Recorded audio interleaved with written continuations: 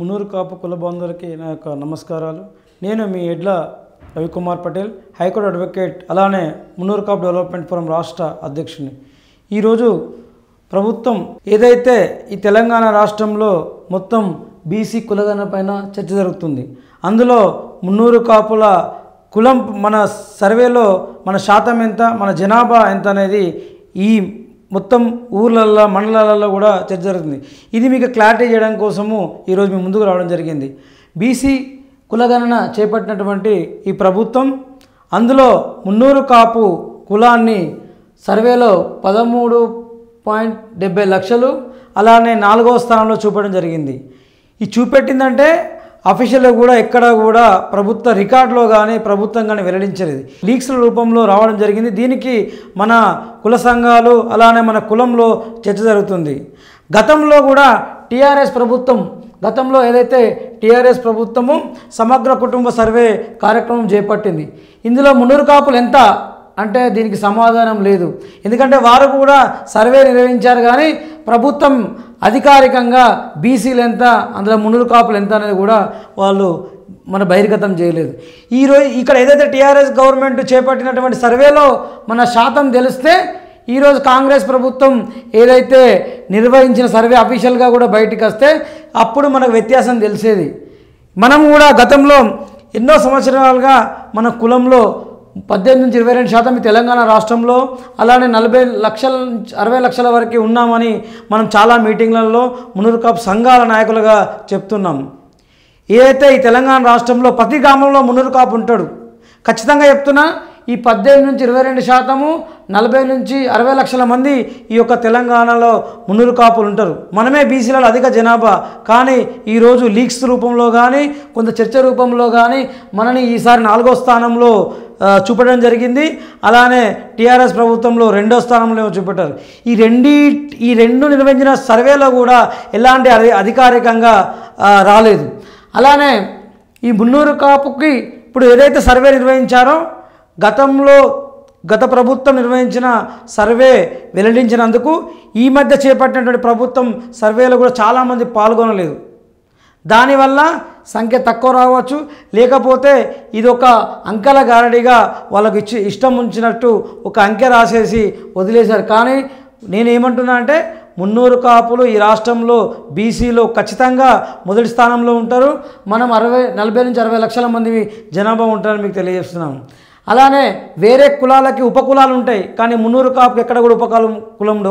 ఒకటి మున్నూరు కాపు బీసీడీ అంతే, serial number 20. అదే ఇతర కులాలకు వస్తే బీసీలల్లా ఏదైతే యాదవులల్లా కుర్మ యాదవ, లేదా ముదిరాజు, గంగపుత్ర, ఇట్లా కొన్ని ఉపకులాలు కలిపి వాళ్ళ పర్సంటేజ్ ఎక్కువ కావచ్చు. కానీ ఈ యొక్క తెలంగాణ రాష్ట్రంలో ఉపకులం లేని కులం ఏదైనా అంటే అది మున్నూరు కాపులే. అదే మన ఆంధ్ర కాపులు కూడా హైదరాబాదు, రంగారెడ్డి జిల్లాలో కూడా ఉంటారు. వాళ్ళు కూడా వాళ్ళని ఏదైతే ఓసీలలో చూపడం జరిగింది సర్వేలో. అదే మున్నూరు కాపులు జనాభా ఎక్కువ ఉంటే లాభమా నష్టమా, ఇది మన కులానికి. సరే, మనము 50 కోట్ల మంది 50 లక్షల మంది ఉన్నాం, 1 కోటి మంది ఉన్నాం, 20 లక్షల మంది ఉన్నాం, 40 లక్షల మంది, మనకి ఏం లాభం? గత ప్రభుత్వాలు ఎప్పుడైనా మున్నూరు కాపుకి న్యాయం చేసినాయా?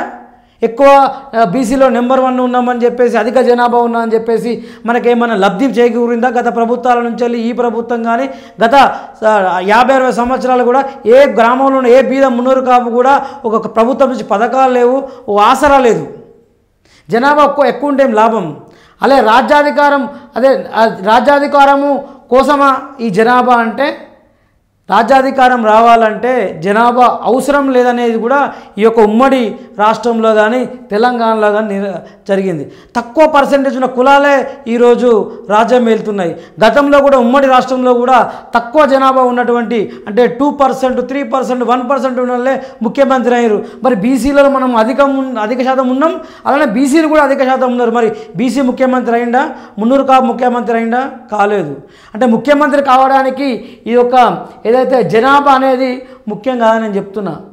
జనాభా ఉంటే లాభమా నష్టమా అంటే, జనాభా ఉంటే ఆ బీద మున్నూరు కాపు సంక్షేమానికి లాభం జరగాలి. అధికారం కోసం అయితే జనాభా అవసరం లేదు. ఏదైతే సంక్షేమ పథకాల కోసము మనంత చైతన్యంగా ఉంటే ఖచ్చితంగా ఏ ప్రభుత్వం ఉన్నా ఆ ప్రభుత్వం దగ్గర నుంచి మన లబ్ధి సబ్సిడీలు తీసుకోవడానికి అవకాశం ఉంటుంది. అలానే అభివృద్ధి కావాలి. మనకి అభివృద్ధి కావాలంటే ఎప్పుడైతుంది? గత ప్రభుత్వంలో చూడండి, గత ప్రభుత్వంలో మన ఎమ్మెల్యేలు 9 మంది ఉన్నారు. ఇప్పుడు ఎంతమంది ఉన్నారు మన ఎమ్మెల్యేలు? 3కి పరిమితమైనరు. ఎందుకు తగ్గింది అంటే నాయకుల లోపమా లేతే మన మునురుక ప్రజల తప్పిదమా? ఏదైతే వ్యవస్థలో రాజకీయ నాయకులు కులాన్ని పట్టించుకోకపోవడం, కులంకి ఏదైతే బీదవాడికి కావాల్సిన పథకాలు సంక్షేమం మీద రాజకీయ నాయకులు మన ప్రజాప్రతినిధులు ఎప్పుడు కూడా కొట్లాడకపోవడం వల్ల వారు ఓడిపోవడం జరిగింది. గతంలో కూడా ప్రతి గవర్నమెంట్లో కూడా మున్నూరు కాపు ఖచ్చితంగా మంత్రి ఉన్నాడు. ఈసారి మంత్రి ఉన్నారా మన వాళ్ళు? మంత్రి లేరు. ఎందుకు ఈ పరిస్థితి వచ్చింది అంటే మన రాజకీయ నాయకులకి కుల సంఘాలకి ప్రజలకు మధ్య ఒక వారధి కట్ అయిపోయింది. వారు ఎప్పుడు కూడా మన గురించి వాళ్ళు కొట్లాడలేదు. ఏదైతే గత ప్రభుత్వంలో ఇంతమంది 9 మంది ఎమ్మెల్యేలు ఉన్నప్పుడు కూడా మన సంక్షేమం కోసం కానీ మనకు కానీ ఎలాంటి లబ్ధి జరగలేదు. అది ఇంకోటి ఉపకులాలలో కూడా మేము కూడా ఈ ఏదైతే సర్వే నిర్వహించినప్పుడు కూడా మేము కుల సంఘాలుగా బాధ్యత తీసుకొని, ఎందుకంటే మనని వివిధ ఏరియాలలో మున్నూరు కాపుల్ని కొంతమంది పటేల్గా, కొంతమంది రెడ్డి పెట్టుకుంటారు, కొంతమంది రావు పెట్టుకుంటారు, కొంతమంది నాయుడు, కొంతమంది మున్నూరు, అందరికి ఒకటే చెప్పినాం, మున్నూరు కాపు అని రాపియండి, మీ పేరు చివరన ఏమున్నా కూడా మేము అది ఖచ్చితంగా మీరు పాటించాలని కూడా మేము ప్రచారం చేసినాం. అయితే ఖచ్చితంగా సర్వే జరిగితే శాస్త్రీయంగా అది డాటా అంతా నీకు కంప్యూటరైజ్ చేసి ఉంటే మనది ఈ 13 లక్షలు రాదు. మనది ఎన్ని లక్షలు వస్తుందంటే 40 నుంచి 60 లక్షల మంది వస్తారు. ఇది మనకు జరిగినది. తక్కువ చూపెట్టడం వల్ల ఏదైతే రాజకీయంగా ఇబ్బంది పడతారు ఎవరు, ఇప్పుడు భవిష్యత్తులో పదవులు రావాల్సిన వాళ్ళు లేదా టిక్కెట్లు ఇచ్చే టైంలో మున్నూరు కాపులు తక్కువ ఉన్నారు, జనాభాలో ఒక 3 to 4% ఉన్నారు తెలంగాణ అని చెప్తే మనకు రాజకీయంగా దెబ్బపడే అవకాశం ఉంది. అలానే మనకు సంక్షేమ పథకాల్లో కూడా జనాభా తక్కువ ఉంది కాబట్టి వీళ్ళకు ఇవ్వకపోవడం కూడా జరుగుతుంది. ఇలాంటి సిచ్యువేషన్లో మనము అందరం ఐక్యతగా ఉండి మన సర్వే మనమే నిర్వహించుకుందాం.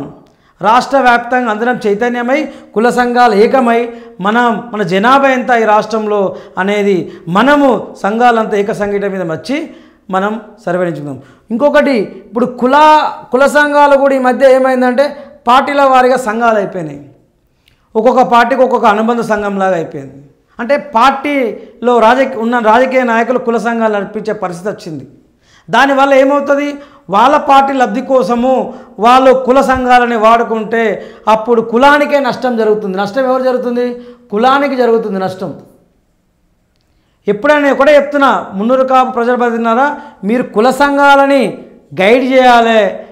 ఏదైతే బీద మున్నూరు కాపుకి ఎక్కడైతే అట్టడుగున్నటువంటి బీదవాడికి సంక్షేమ పథకాలు ప్రభుత్వం నుంచి రావడం కోసము మీరు కొట్లాడాలి. కొట్లాడినప్పుడే ఈ 9 నుంచి 3కి వచ్చిన వాళ్ళు రేపు 13, 20 వచ్చినప్పుడు రాజ్యాధికారం వస్తుంది. అలానే కులం అభివృద్ధి చెందుతుంది. జనాభా తక్కువ ఉన్నా ఎక్కువ ఉంటే కాదు సమస్య. ఇక్కడ తక్కువ మనం ఉన్నది ఎక్కువనే, కానీ తక్కువ చూపెట్టాలంటే కొంత కుట్ర జరిగింది. ఆ సర్వే చక్కగా జరగలేదు. ఆ సర్వేను కూడా ఎవరు కన్సిడర్ చేయట్లేదు. ఇప్పటికైనా మనం అందరము ఐక్యతగా ఉండి మన సర్వేనే మనము జిల్లాల మండల గ్రామ వారీగా కుల సంఘాలంతా ఒక తాటి మీదకి వచ్చి ఈ సర్వే నిర్వహించుకొని ప్రభుత్వాన్ని మనం విన్నపిద్దాం. మా జనాభా ఇంతుందని చెప్పేసి ఒక రికార్డు అంటే ఒక ఆథెంటికేషన్ ఒక రిపోర్ట్ తయారు చేసి మనం ఇద్దాం. ఏదైతే ఈ అవకాశం ఇచ్చినటువంటి మున్నూరు కాపు కుల బంధువులందరికీ నాకు నమస్సుమాంజలు, ధన్యవాదాలు.